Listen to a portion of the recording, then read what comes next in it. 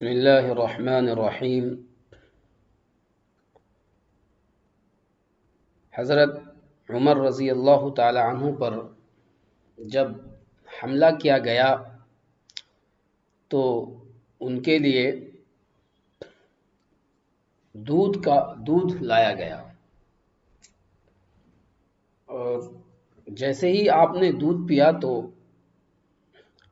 وہ آپ کی پسلیوں کے زخم سے بہہ نکلا۔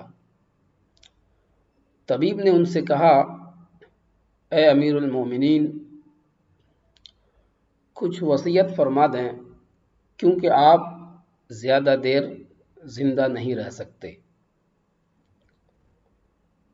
تو انہوں نے اپنے بیٹے عبداللہ کو بلایا اور کہا کہ حذیفہ بن یمان رضی اللہ تعالی عنہ کو میرے پاس بلاؤ۔ حذیفہ بن یمان حاضر ہو گئے۔ یہ وہ صحابی ہیں جنہیں نبی کریم صلی اللہ علیہ وسلم نے منافقین کے ناموں کی فہرست عطا کی تھی، اور ان ناموں کے بارے میں اللہ پاک اس کے رسول صلی اللہ علیہ وسلم اور حذیفہ بن یمان کے علاوہ کوئی نہیں جانتا تھا۔ حضرت عمر رضی اللہ تعالی عنہ نے پوچھا، اور اس حال میں پوچھا کہ وہ جبکہ خون ان کی پسلیوں سے بہہ رہا تھا، کہ اے حذیفہ بن یمان، میں آپ کو اللہ کی قسم دے کر کہتا ہوں، کیا اللہ کے رسول صلی اللہ علیہ وسلم نے میرا نام منافقین کے ناموں میں لیا ہے یا نہیں؟ یہ سن کر حذیفہ بن یمان کی آنکھوں سے آنسو جاری ہو گئے اور فرمایا، یہ میرے پاس رسول اللہ صلی اللہ علیہ وسلم کا راز ہے جس کو میں نہیں بتا سکتا۔ آپ نے پھر پوچھا کہ خدا کے لیے مجھے اتنا بتا دیں، اللہ کے رسول صلی اللہ علیہ وسلم نے میرا نام شامل کیا ہے منافقوں کی لسٹ میں یا نہیں؟ حذیفہ بن یمان کی ہچکی بند گئی، یعنی زار و قطار رونے لگے اور کہتے ہیں کہ اے عمر، میں صرف آپ کو بتا رہا ہوں، اگر آپ کی جگہ کوئی اور ہوتا تو میں کبھی بھی اپنی زبان نہ کھولتا، اور وہ بھی صرف اتنا بتاتا ہوں کہ رسول اللہ صلی اللہ علیہ وسلم نے اس میں آپ کا نام شامل نہیں کیا ہے۔ حضرت عمر رضی اللہ تعالی عنہ نے اپنے بیٹے عبداللہ سے کہا اس کے بعد پھر کہ دنیا میں میرے لیے ایک چیز باقی رہ گئی ہے۔ حضرت عبداللہ نے پوچھا، وہ کیا ہے ابا جان؟ حضرت عمر نے فرمایا، بیٹا، میں جوار رسول صلی اللہ علیہ وسلم میں دفن ہونا چاہتا ہوں، لہذا ام المومنین حضرت عائشہ کے پاس جاؤ اور ان سے یہ مت کہنا کہ امیر المؤمنین عمر، بلکہ کہنا کہ کیا آپ عمر کو اپنے ساتھیوں کے قدموں میں دفن ہونے کی اجازت دیتی ہیں، کیونکہ آپ اس گھر کی مالکن ہیں۔ تو ام المومنین نے جواب دیا کہ یہ جگہ تو میں نے اپنے لیے تیار کر رکھی تھی، لیکن آج میں اسے عمر کے لیے چھوڑتی ہوں۔ عبداللہ بن عمر شادان اور فرحان، یعنی دم خوشی سے واپس آئے اور عرض کی کہ اجازت مل گئی ہے ابا حضور۔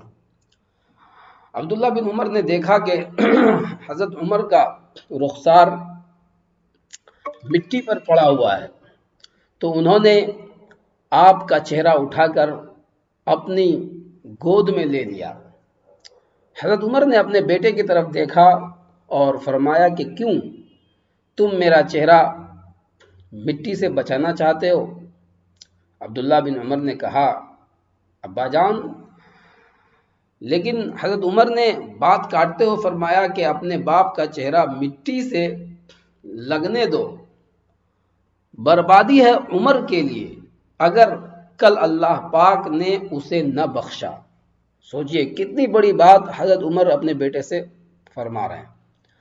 حضرت عمر رضی اللہ تعالی عنہ اپنے بیٹے کو یہ وصیت فرما کر موت کی آغوش میں چلے گئے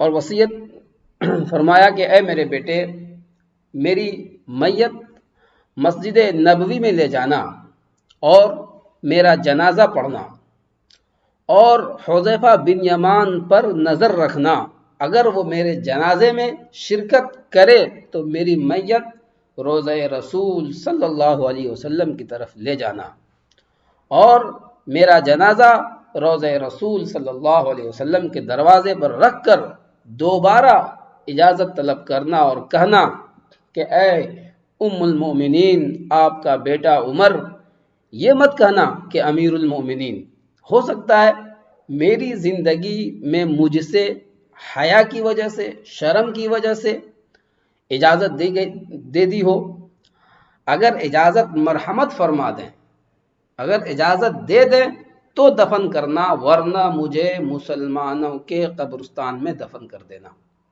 عبداللہ ابن عمر کی نظر حذیفہ بن یمان پر تھی۔ وہ کہتے ہیں کہ میں حذیفہ بن یمان کو ابا جان کی نماز جنازہ پر دیکھ کر بہت خوش ہوا، اور ہم جنازہ لے کر روضہ رسول صلی اللہ علیہ وسلم کی طرف چلے گئے۔ دروازے پر کھڑے ہو کر میں نے کہا، اے ہماری ماں، آپ کا بیٹا عمر دروازے پر کھڑا ہے، دروازے پر ہے، کیا آپ تدفین کی اجازت دیتی ہیں؟ ام المومنین اما عائشہ صدیقہ رضی اللہ تعالی عنہ نے جواب دیا، مرحبا یا عمر، عمر کو اپنے ساتھیوں کے ساتھ دفن ہونے پر مبارک ہو۔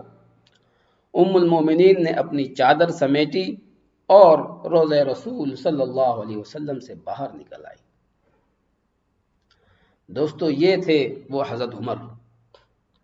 اللہ پاک راضی ہو حضرت عمر رضی اللہ تعالی عنہ سے، زمین کا چپا چپا جن کے عدل کی گواہی دیتا ہے، جن کے انصاف کی گواہی دیتا ہے، جن کی موت سے اسلام یتیم ہو گیا، جن کو اللہ کے رسول صلی اللہ علیہ وسلم نے زندگی میں ہی جنت کی خوشخبری دی ہو، پھر بھی اللہ کے سامنے حساب دہی کا اتنا خوف،